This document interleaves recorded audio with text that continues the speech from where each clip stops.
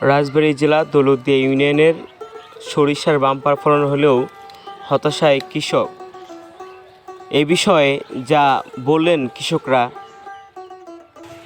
শস্য লাগাইছি 1 বিঘে, শস্যের দাম নাই, সব কিছুর দাম হয়ে গেছে $0। কৃষকদের মাথায় বাড়ি, কৃষক আর কৃষক নাই। কৃষক যারা আছে বর্তমান ডাইল ভাত খায় বাইসে আছে।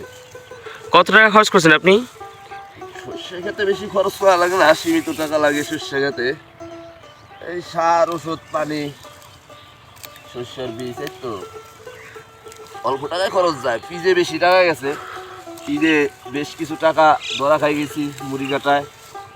ইনশাল্লাহ তো কৃষকের শান্তি নাই। কৃষক বর্তমান যদি এই আবাদ না করে তাহলে শহরের মানুষ বলবে যে খাদ্যপণ্যর দাম এত কেন।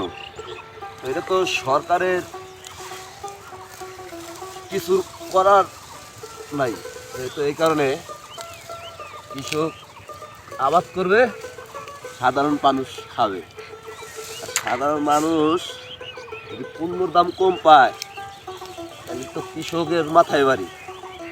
তো আলহামদুলিল্লাহ, আল্লাহ যা করে ভালোর জন্যই করে। তো ফসল আল্লাহ যদি দেয়, দাম কম হলে সমস্যা নাই।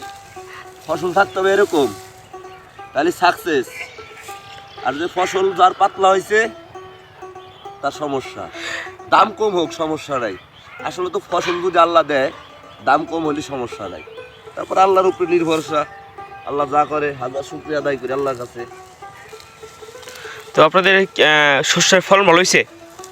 আলহামদুলিল্লাহ ভালো হয়েছে। ওই নিচের 2-3 প্লট খারাপ হয়েছে, উপরের প্লটগুলো ভালো হয়েছে।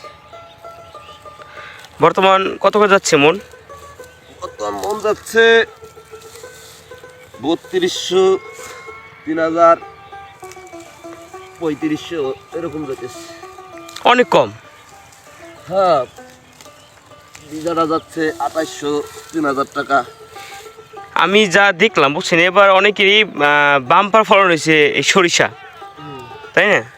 কিন্তু সেই হিসেবে যদি বাজার মূল্য কম পায় তাহলে তো কৃষকের মাথায় বাড়ি। হ্যাঁ, আর একটা জিনিস, শস্যের খরচও কম আছে। আলহামদুলিল্লাহ, শস্যের চেয়েও মানুষ আলহামদুলিল্লাহ আল্লাহর কাছে শুকরিয়া আদায় করি। আল্লাহ যা দিচ্ছে হাজার শুকরিয়া আদায় করি। তো মানুষ যারা পিস লাগাইছে তাদের বিশাল সমস্যায় হারাইছে। টমেটো, পিস, যারা মিষ্টি কুমড়া লাগাইছে, সব মিলে কৃষকের লস।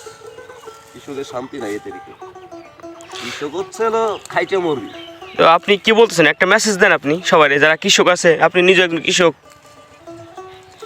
আমি সবারই বলবো, হাল ছাড়েন না, হাল ধরে রাখে।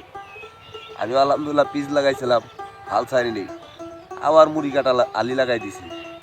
এই কারণে হাল ছাড়েন না, হাল শক্ত করে ধরেন, ইনশাল্লাহ সফল আপনি হবেন। এটাই বাস্তব, এটাই বলার।